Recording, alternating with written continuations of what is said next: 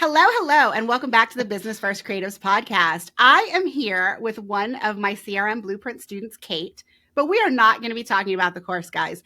I feel like there is like this movement inside of the photography community where we are starting to do more than photography. And so Kate is a great example of that. Kate, good morning and welcome to my podcast. How are you doing this morning?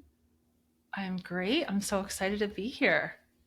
I'm excited to have you. So why don't you tell the listening audience where you're located and what you do? Like everything Great. that you do as a small business owner, because we're going to get into the nitty-gritty of each one of them later in this podcast. Okay, great. So I'm Kate Wark. I'm based in Fairfield County, Connecticut, although I am a born and bred New Yorker. I have lived in Ridgefield, Connecticut for the last 11 years, which is insane. And I, for the past 5 years, have run my business, Kate Wark Photography. I'm a lifestyle photographer. I specialize in branding and headshots with a heavy dose of family photography because that's where it all began. And in the last few years, I have also begun blogging for other fellow creatives, a lot of fellow photographers. And that's, I think, part of why I'm here. Yeah, guys, now you know why she's here. So, Kate, we're going to talk about the writing and the blogging in just a second. But I do want to ask you about the branding photography because I feel like the last couple months, you are like one of many that have come on the podcast and started saying something like, oh, I started in family photography or wedding photography. And then I did a branding shoot and I was hooked. So tell me about your first branding shoot and why that is now like the majority of your photography business. Okay. Well, this was such a great and really defining experience, I think, in my business. So a local realtor in my town came to me looking for headshots.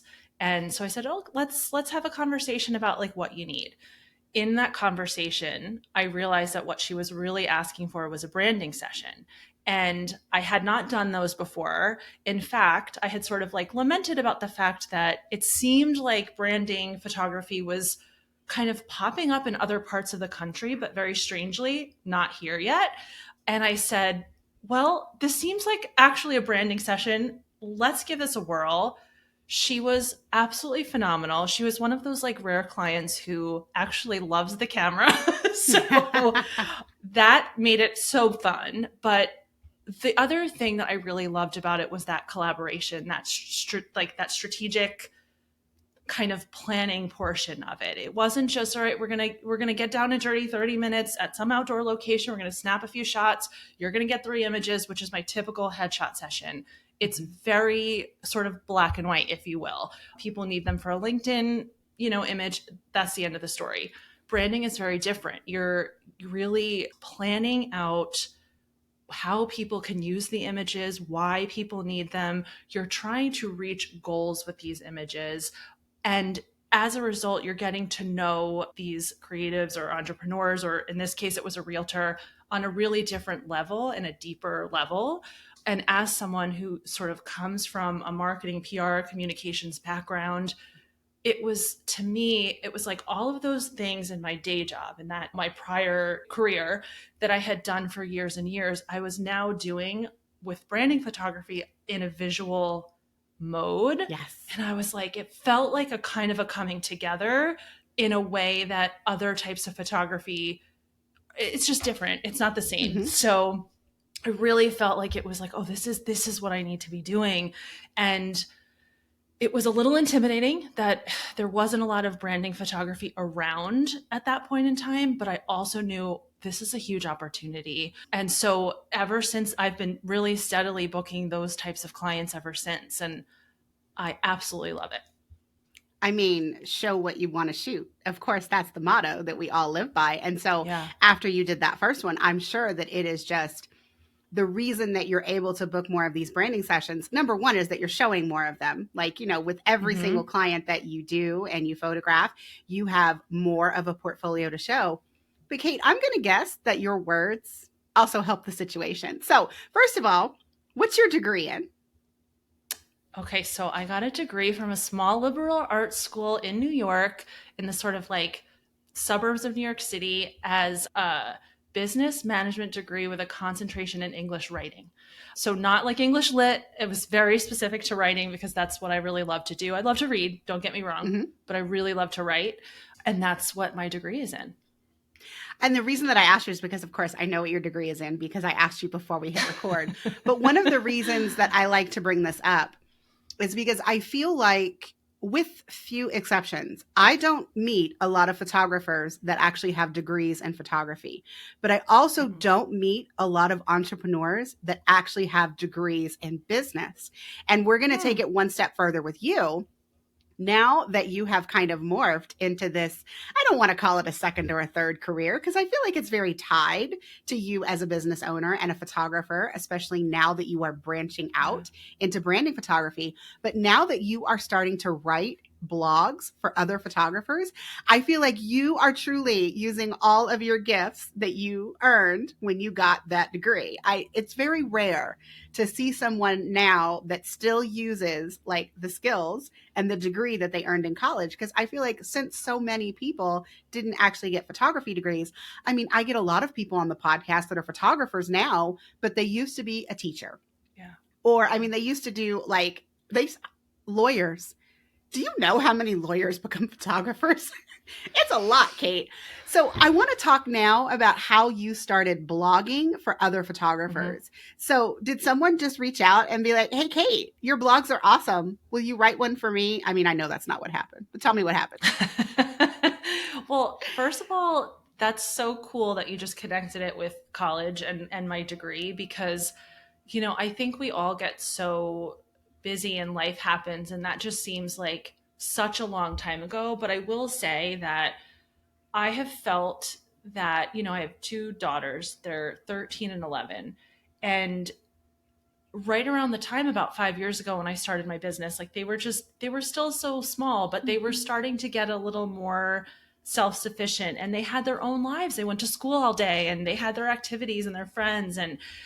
And I would say that at that time, I started to almost remember these things that I loved, even as a kid, even as a young adult. Like I've always loved, I sometimes say I was always like the documentarian in my family. Like, and that means I would write newspapers, I literally like gazettes for my family. And I was always the person taking the pictures, even when I was a small kid. No one else in my family took the pictures for us. So that kind of goes away when you're like a young adult, you're busy, you're trying to build some career, and then you're a mom, and then you're so focused on that and you forget sometimes the things that like actually make you tick. And I will say in the past few years, it's been a little bit of a remembering, and it's been actually really cool. I'm like, oh, I'm still in here. Like I'm actually the same person. I don't look the same, unfortunately, but I am the same person. So anyway, it was cool to have you connect those dots in a way that I don't even think I really have. So it wasn't one of those things where people saw my blogs and said, oh, your blogs are great. And, I wish I had all my what together at that point in time. It was actually really early in my business. What happened was in 2020, I joined Sabrina Gebhard's, I think, very first mastermind, if I'm not mistaken.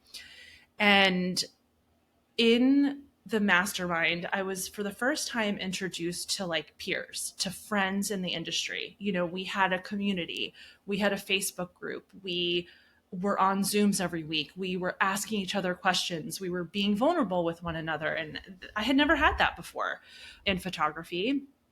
And inevitably, people had questions about things like a tough client experience and how to respond in an email to that, or I'm struggling with my website copy. Can anybody like tell me how this sounds? Or, I don't know how to write this package. Like, what should I say? Am I saying too much? Am I saying too little?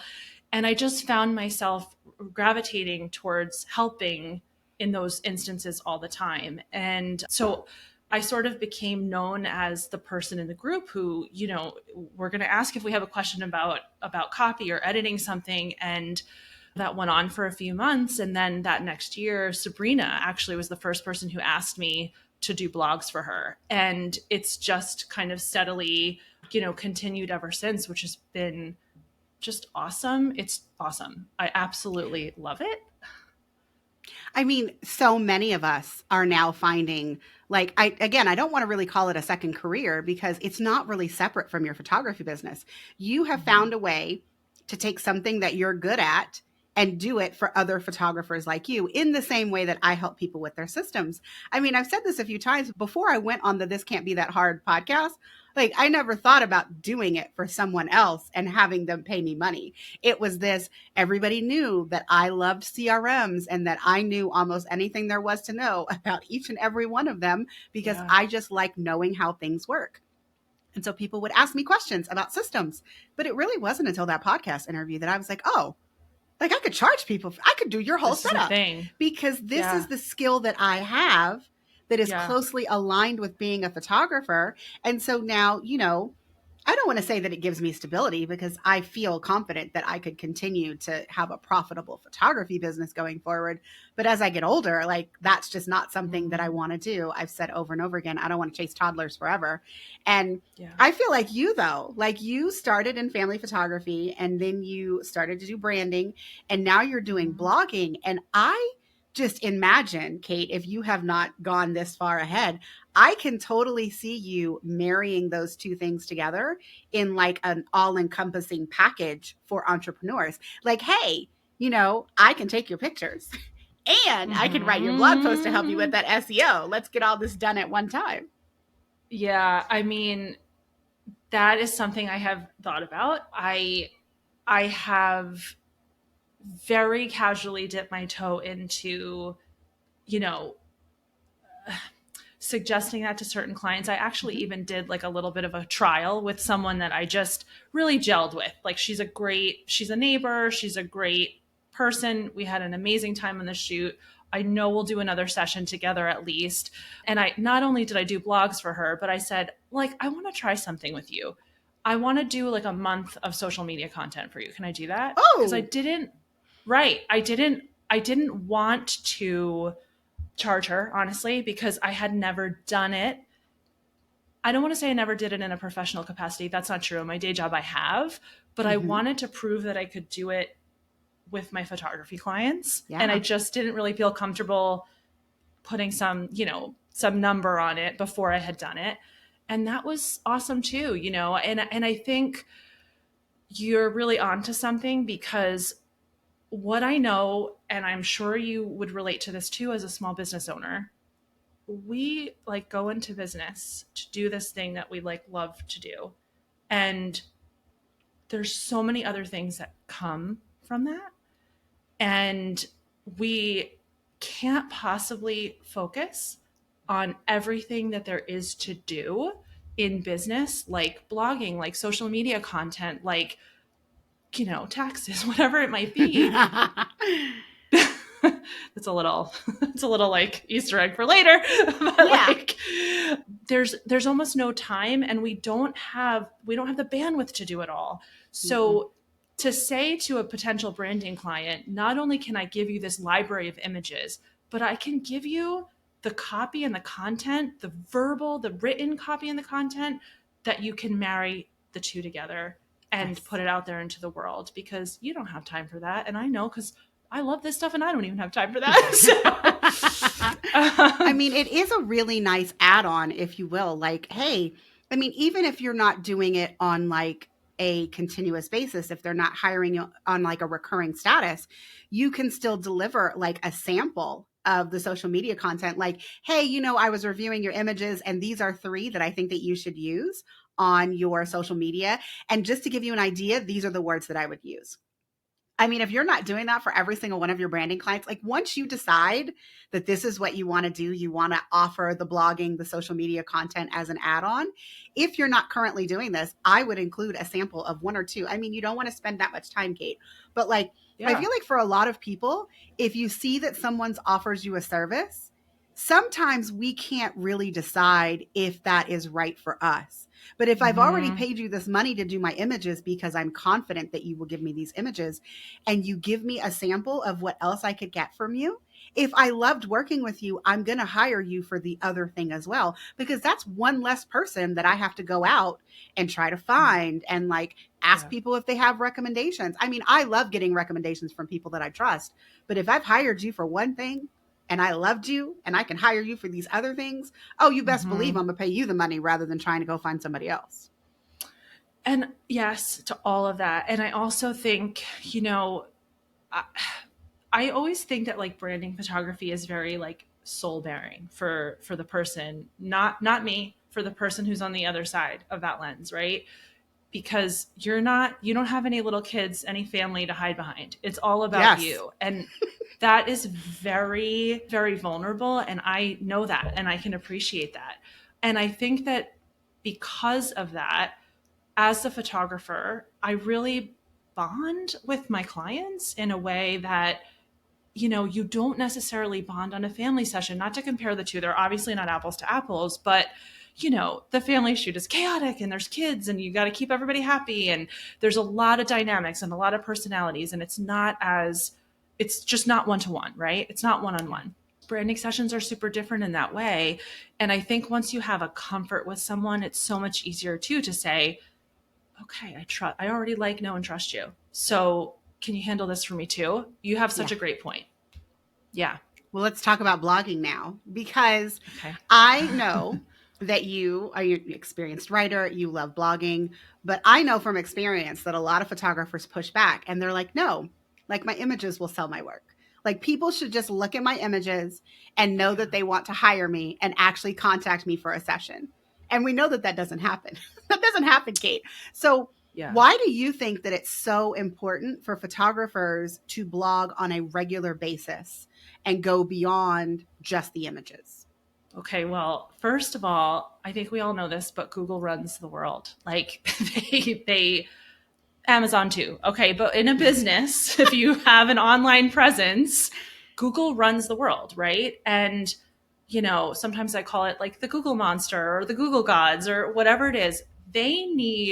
Google needs copy and they need refreshed copy, ongoing updates to copy to know that your website is a viable website that they should be sending people to. Mm-hmm. So a blog is one of the very easiest ways to have a continuing cadence of updated, refreshed copy on your website. There's only so many times you're going to change your about page, right? Like your about page can change maybe once a year, maybe you had a new baby or you got a new dog and you want to add it to the about page, or you have a new credential, sure.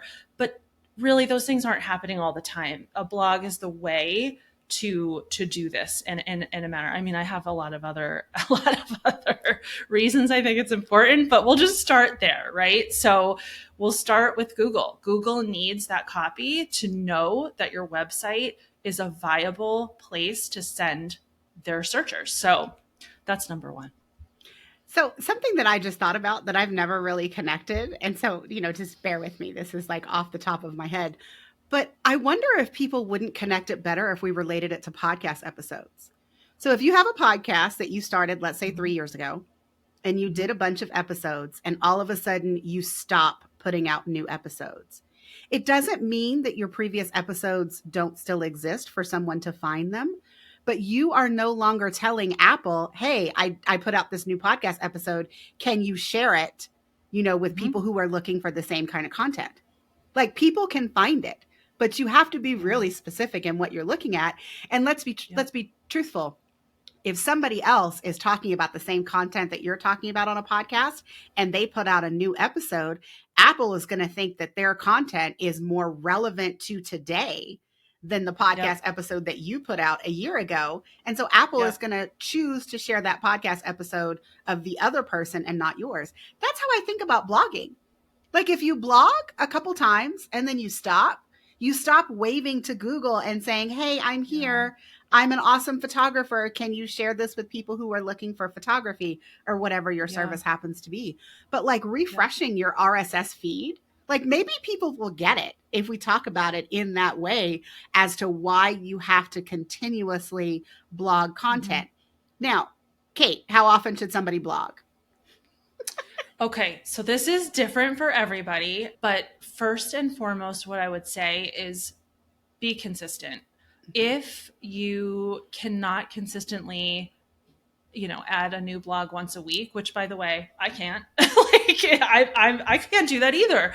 I'm just like whoever's listening, right? I'm juggling all the things too. So I always say to my clients, start small, because if you're going from like zero to anything, you're making progress. So I will say too, like my most popular blogging package is just simply 2 blogs a month, because it establishes that regular cadence and it's doable for people. It's attainable. The goal that is attainable is always going to be a goal that you smash. The goal that is not attainable because you're thinking, well, I'm going to set a goal, so I know I'm going to do 5 or 6 in a month. That's it. Like, let's not set ourselves up for failure. Like, start with something that is very doable. 2 a month, even 1 a month is okay. Just get yourself in that regular rhythm, and that's awesome. So let's back up, because I know from experience of being a photographer of 10 plus years, if you blog every single session that you shoot, most people are going to have more than 4 blog posts a month. Is that what you're talking about, Kate? Are you talking about me blogging my client sessions? No. So, okay. So I think that blogging sessions, it's not dead, but it is not the strategy that I recommend. So blogging sessions is wonderful. Okay. Everybody wants to show the beautiful family and the beautiful setting and the beautiful home, whatever it is. And I think that as photographers, we fall into this trap, and you said it already. We just have to show our pictures and the people will come. Like, if I show the pictures, they will come. And unfortunately, like the web is just not built like that. So when you are thinking of blogging sessions, absolutely share the beautiful pictures that you want to share, but you need to think about the content that will be of value to your clients and your prospective clients. So pair valuable information that people ask you again and again with those beautiful pictures. If we just slap on pretty pictures, that's not a blog. That's basically an online, photo gallery with some captions. Again, like, Google needs copy to know that your website is a viable website. The other thing that I would say is that, I think that it's common knowledge, even if we don't all understand it so well. We might not be techie. Again, I'm not so techie either, I'm not techie at all. I think you know that, Colie. But I do. From experience. But what I would say, so we know, right? We know that we need to like add copy because it fuels SEO and that gets Google to recognize our websites. We know this, right? We know this baseline. But I think what a lot of us don't appreciate is how valuable the content can be for our clients and for ourselves. If you treat a blog like a foundational piece of content from which you can pull email copy, social media copy, proposal copy, if you are an educator, if you are a speaker, sales page copy, speech copy, the list goes on and on. Treat your blog as this foundational piece of content that you can use again and again. You repurpose that content, and you're saving your clients time, you're saving yourself time, and Google knows how to find you. So there's so many benefits beyond Google is good for, blogs are good for SEO. So you got to blog, it's not that simple. And actually, I think if you're a person who kind of says like, I don't really get that, I don't know what that is. Number one, I say, listen to your SEO series because it's awesome. But number two, I would say, you don't have to understand everything that an SEO expert would understand. Think about it as a way to provide value for your clients and for yourself. And that's a beautiful thing. Absolutely. And as a student in my course, you know that one of the things that I recommend that you do is if you keep getting the same question during the booking process over and over again, you write an FAQ, but writing that FAQ as a blog post where you can also show off your amazing images is a great way to feed the Google gods and also to create a piece of educational value for your clients so that there's a chance that someone who hasn't inquired with you will just find it on your website, but there's also the opportunity that if someone inquires with you and they haven't seen that piece of content and they ask you that question, you can actually give them a link to the blog post and say, you know what? This is a question that I get quite often. I wrote a whole blog post. Here it is. Let me know if you have any further questions after reviewing it. So, I mean, I know that people struggle to figure out what they should write, and that's the next thing that I'm going to ask you. But I think that if you take your sessions and you think about not really telling that one client story, because I really think that's like a sinkhole that many of us fall into, is, oh, I just have to talk about this session with these images. No, you can use those images to highlight something that you want to say that isn't necessarily related to the clients that are appearing in the blog post. So like if it's a location and you want to talk about how awesome the location is, that might have nothing to do with the client. You can add in a little bit of copy, a little bit of storytelling, but you know, in the end, you are showing them images with words, and that is going to help them connect with you. It's going to help them inquire with you, and ultimately it's going to help them book you. Yep. Exactly. So let's talk about the words though, because I already said, if someone keeps on asking you something, frequently asked question, write a blog post about it. What is like something else that we should be doing as photographers in order to think about what to write on our website, specifically on our blogs? Okay, so definitely I'm just going to go over again. You definitely said it already, but the FAQs, that's a number one. That's what I always tell people. What are your frequently asked questions? What questions do people ask you again and again and again, whether it's in a DM on Facebook or Instagram, or whether it's in a first email? What are those questions that you get? There's probably like 3 to 5 that you hear again and again and again. That's 3 to 5 blogs right there. So right there, you're all set. Like there's some of your foundational content right there. Let's start there. Let's not complicate things. If you wanted to get more into the nitty-gritty, let's say you're a family photographer. How do you prepare? 5 tips to prepare for your session. Okay. I always like 5 tips or however many tips. Google likes numbers, y'all. Exactly. And also, you know, I also think there's something to on the writing side and on the like ideation side of like breaking things up into these like little bits. It's manageable, right? It's like manageable to put like 5 bullet points. We can think of 5 bullet points, right? So that's always a great place to start. What to wear. This can be complicated. And everybody's going to ask you that.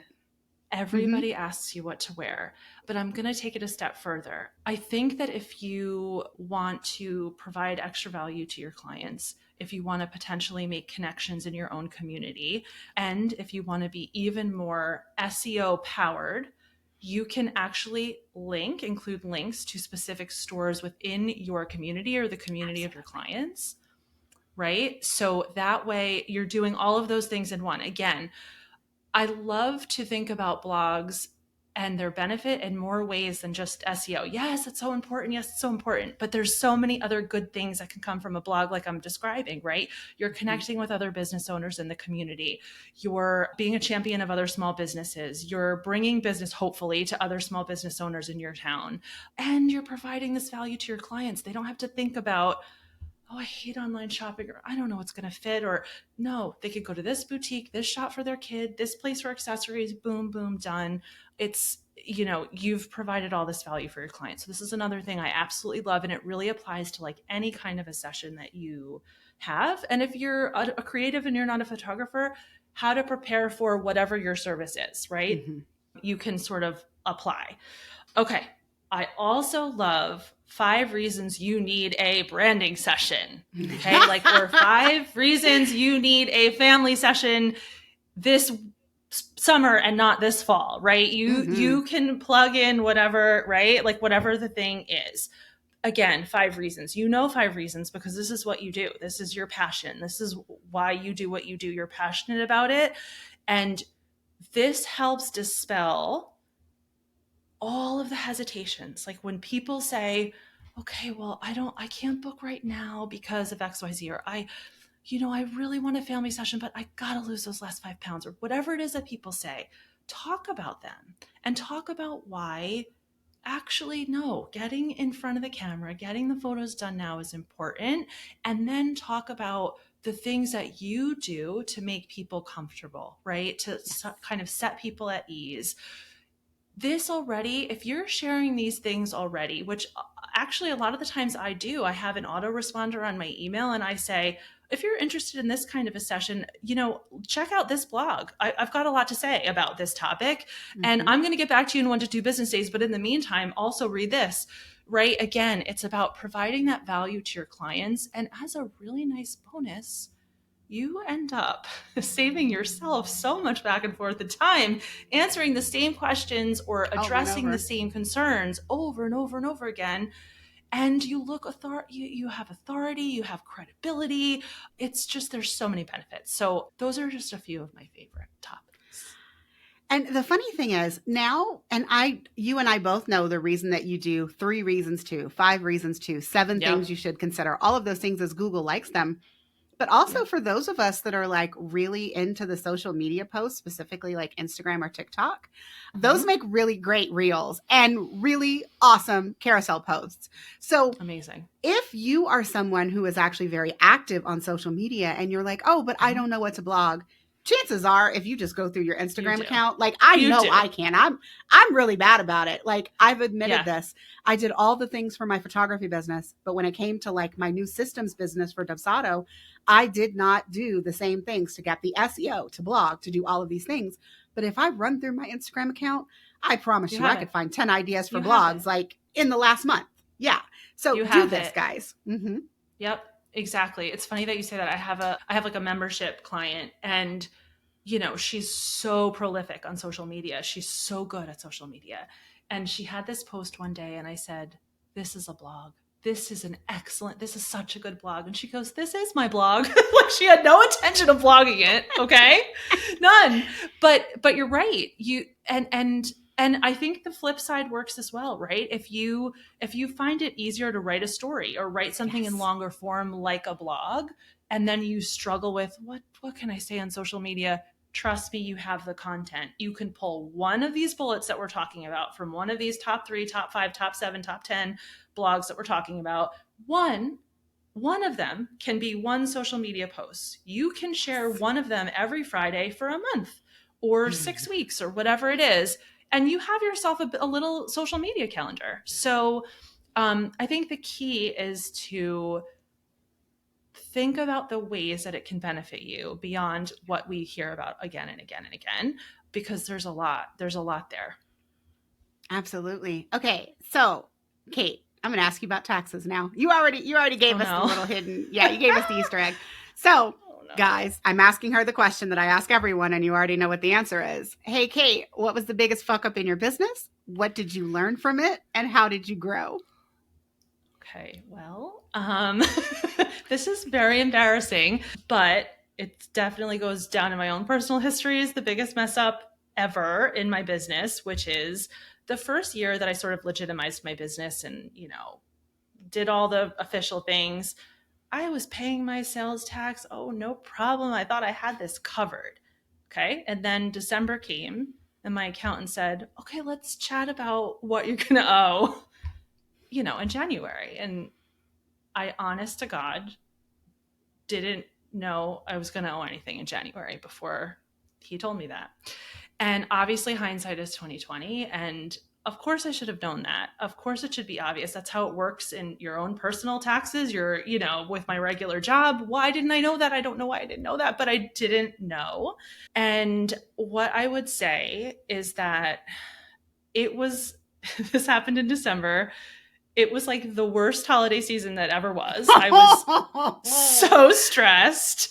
I was like on the verge of tears. It was terrible, but it taught me the importance of outsourcing to experts that know the things in business that you don't know. And anytime another business person says something that they didn't know, or, oh, I had no idea how to do this, and they're down on themselves, I I think about that thing with the taxes, which is probably worse than anything anyone has ever told me.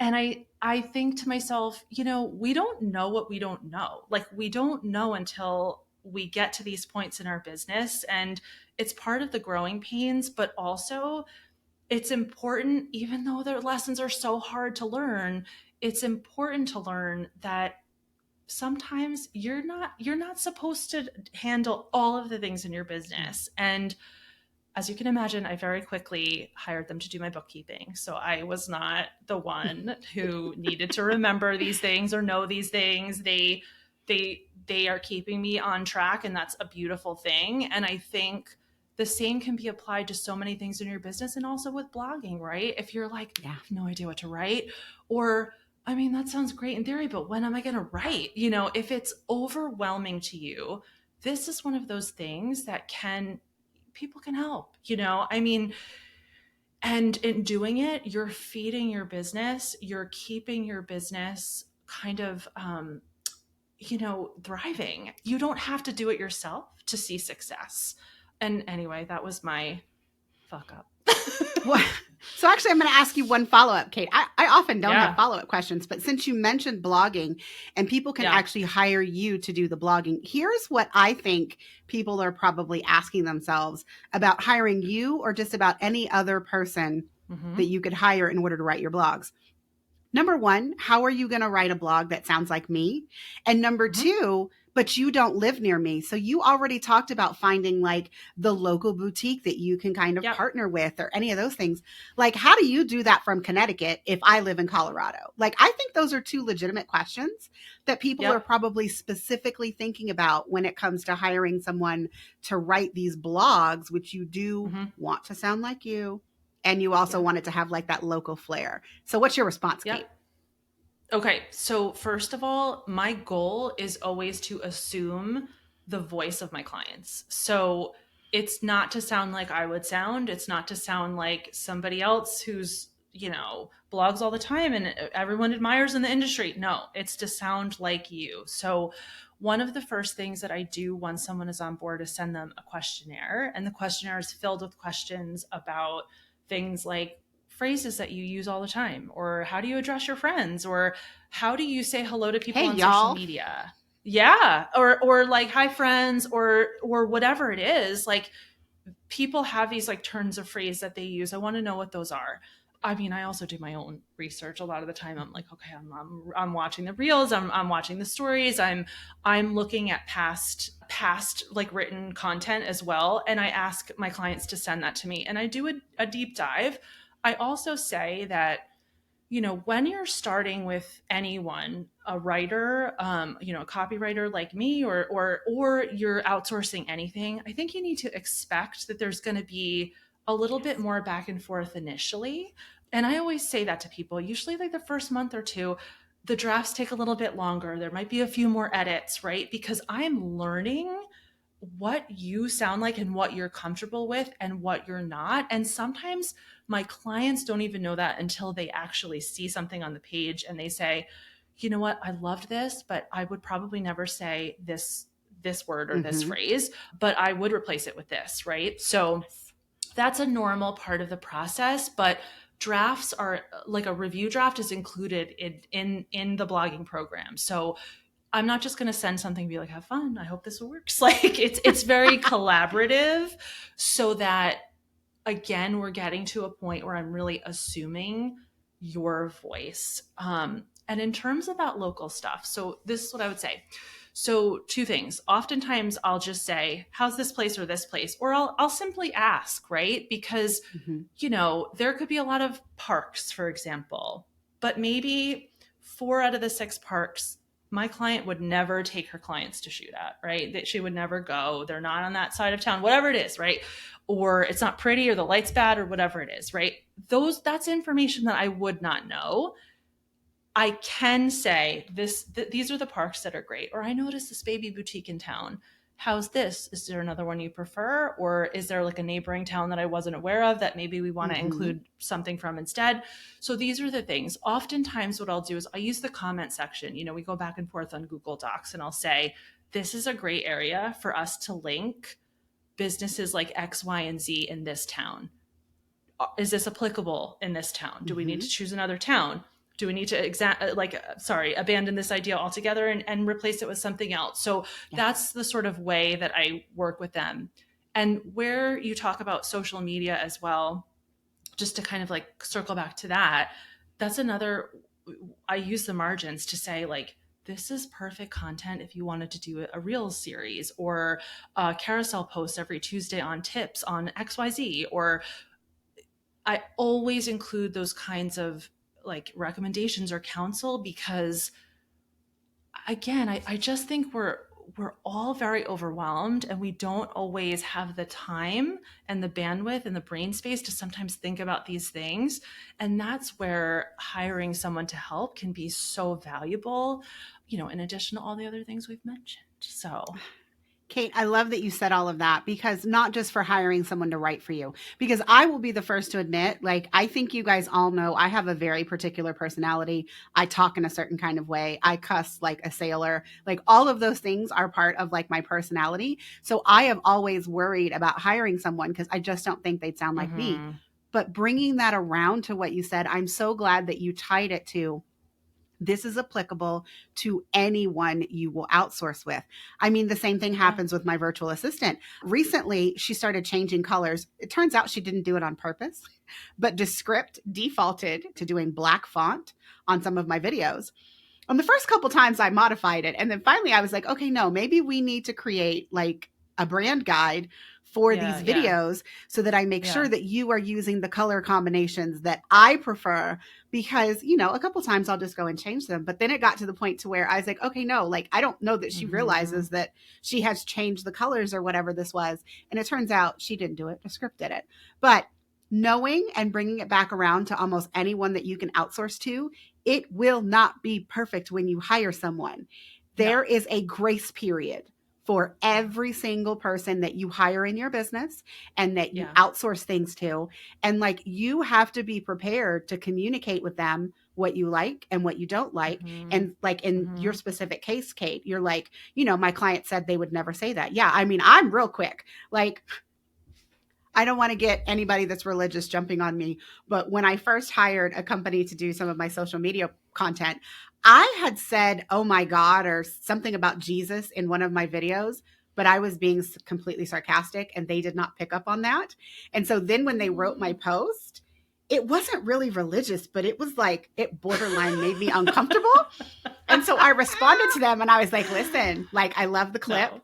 I was like, but that can't be the headline. Like, I will never refer to God or Jesus in any of my stuff. So please don't ever use that as a headline again. And they were like, oh, okay, this is great. We've noted it in your account. But like, maybe that would have made someone feel uncomfortable. It didn't make me feel uncomfortable because I don't want to remind you every time. Yeah, I don't do religion on my business page. So let's never do that again. But I just love that you mentioned that, because I think that is a good tip for anyone looking to outsource anything inside of their business. I would add that, the other thing is, in addition to, giving it time for people to get to this point where it's like a shorthand, which is my goal, like I said, right? I want to assume your voice. I want this to be really easy. And I believe there's something to the cadence of, giving me thought starters, right? Which that's how I work. I ask people to give me like a few bulleted thought starters on topics, and then I flesh them out. But once you're on this cadence where you're doing this at the top of every month, and then you're getting a draft for the first blog, and then you're getting a draft for the second blog, and then, it gets easier for everybody. It gets easier to be consistent, because there's someone that you're paying that's waiting for the information so that they can do their job, me, right?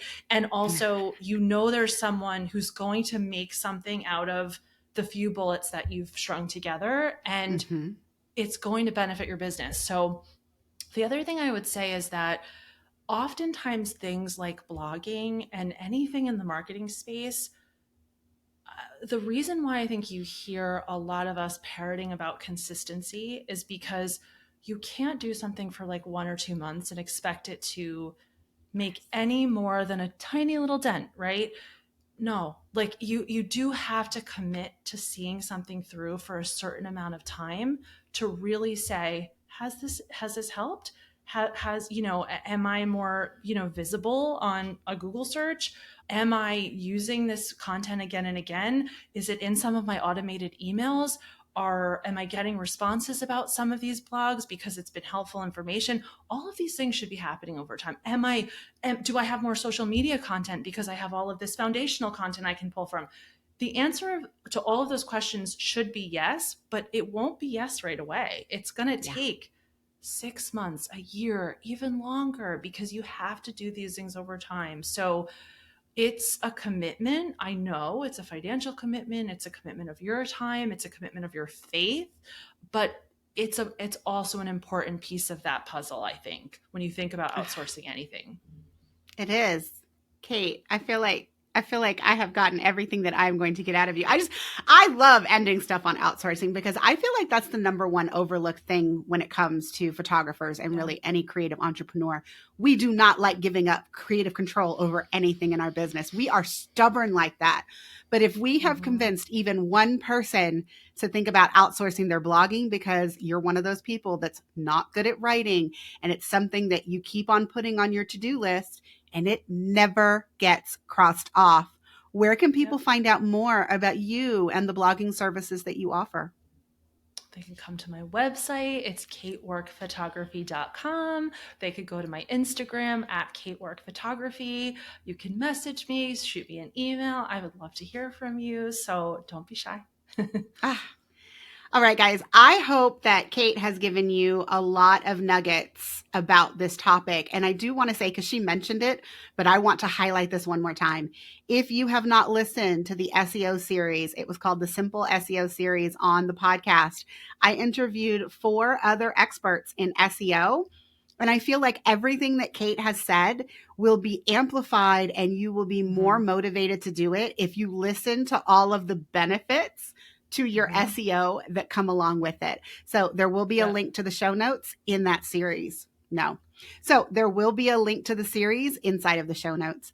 Kate, thank you so much for joining me today. It's always a pleasure every time I get to talk to you. Thank you, Colie. This was so fun. All right, everyone. That's it for this episode. See you next time.